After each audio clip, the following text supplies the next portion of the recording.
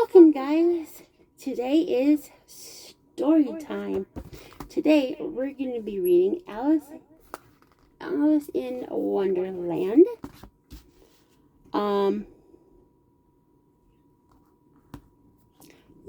So let's open it up and start reading. All right, Chapter 1. Down the rabbit hole. It was a lazy day and Alice had nothing to do. She was just sitting next to her big sister on the riverbank, watching her read a book.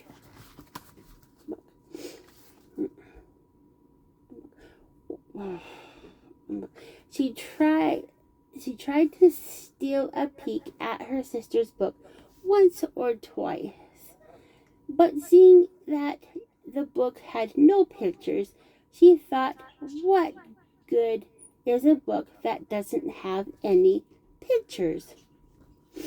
This day was making her very bored and sleepy. She thought about making a chain of daisies, but wondered if it would be worth the effort of getting up and going to pick them.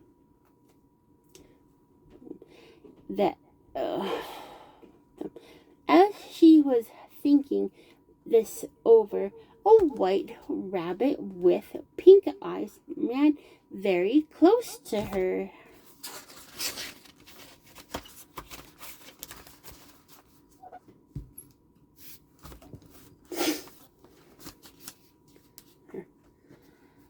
At the end, this didn't seem odd to Alice, even when she heard the rabbit say to himself, oh dear, I will be so late."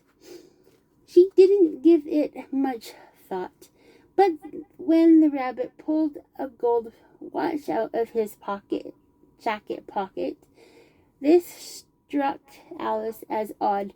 First of all, she'd never seen a rabbit wear a jacket, and second of all, she had seen a rabbit with a watch. Alice stood up and ran across the field after the rabbit.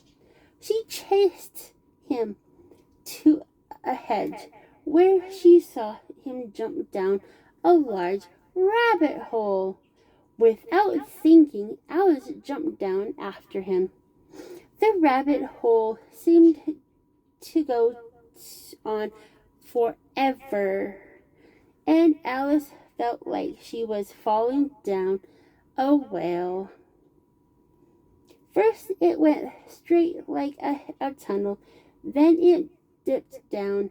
It seemed to Alice to be a very deep well, and it dipped down so suddenly that Alice had no time to even think about stopping herself from falling.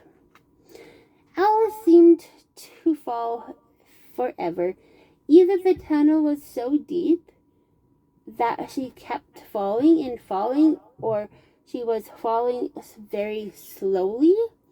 She felt like she was just hanging in time and space, and she had lots of time to look all around her on her way down.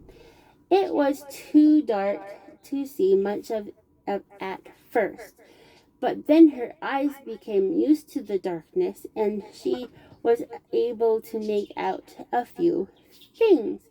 On the side of the well, she saw cupboards and bookshelves. She could see maps and pictures hung on pegs. She grabbed a jar on her way past one of the shelves. The jar was labeled orange marmalade, but when she looked inside it was empty. Disappointed as she was, she still didn't like the idea of just dropping the jar, so she put it in one of the cupboards as she went falling past it. Down, down, down, down, she fell. Would the hole even come to an end? Since she had nothing else to do, Alice started talking to herself about her cat named Dina. Dana, Dana, you will sure miss me tonight. I hope they'll remember to feed you and give you a bowl of milk at tea time. Oh, Dinah, I sure wish you were here with me. Thinking of cute, furry Dinah made Alice feel warm inside, which made her feel sleepy. She was just dozing off when thump, thump, thump. She made a crash landing on a pile of sticks and leaves. The fall was finally over.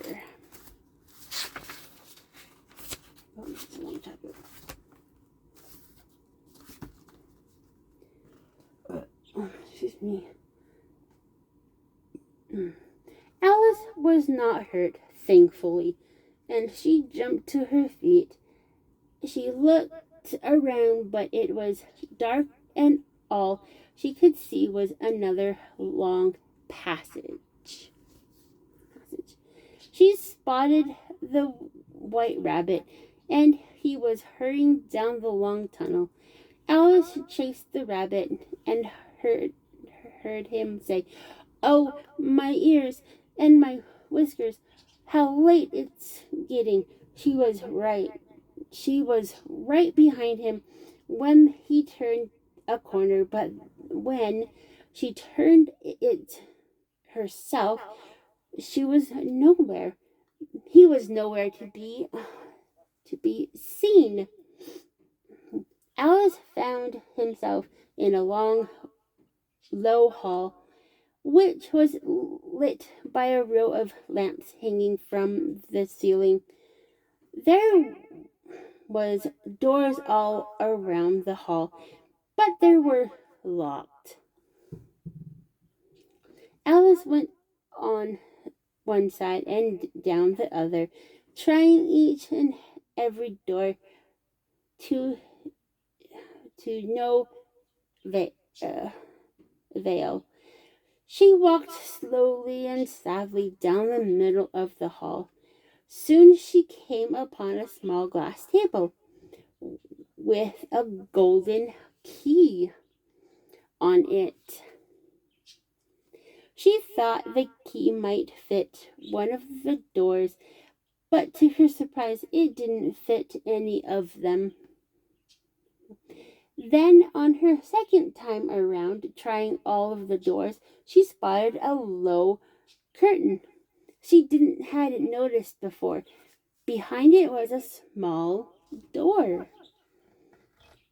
She tried the little golden key in the lock, and to her surprise and delight, it fit. Alice opened the door and found that it led into a small tunnel, about the size of a rat hole.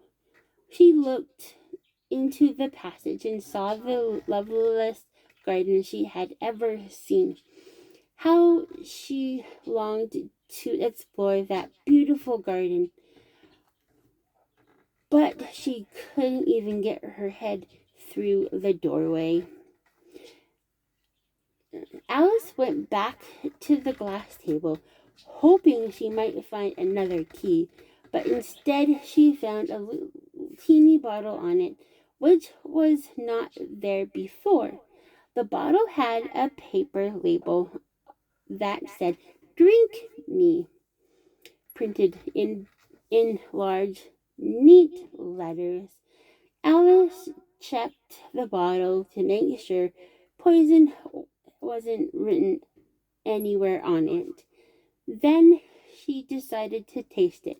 It had a nice fruity flavor, and she drank it down quickly.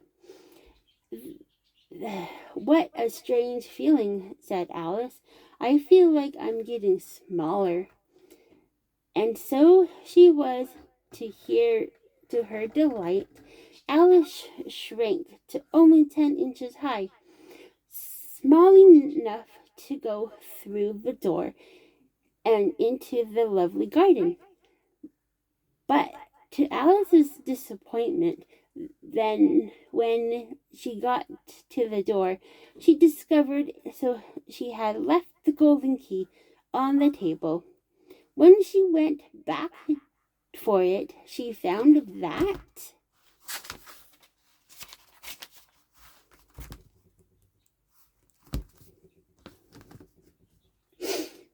she couldn't reach it. She tried to climb on the table legs, but it was too slippery. Tired and frustrated, Alice sat down and cried. Through her tears, she spotted a little glass box laying under the table. She opened the box and found a very small cake with the words, "Eat me," beautifully written in resins. Well, I guess I'll eat it, said Alice, and if it makes me get bigger, I can reach the key. If it makes me smaller, I can crawl under the door. Either way, I'll get into the garden. She ate a little of the cake. Which way? Am I going up or down? She said to herself as she put her hand on top of her head to check whether she was getting bigger or smaller. She was surprised to find that she remained the same size. So she decided to finish the cake.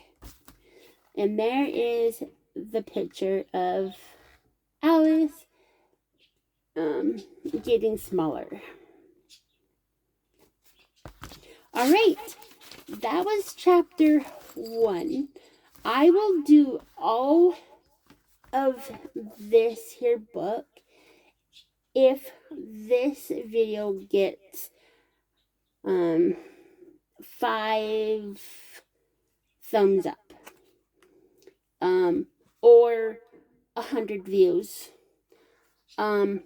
Yeah, so if you liked this book, give this book a thumbs up. And as always, thanks for watching. Also, high five, guys.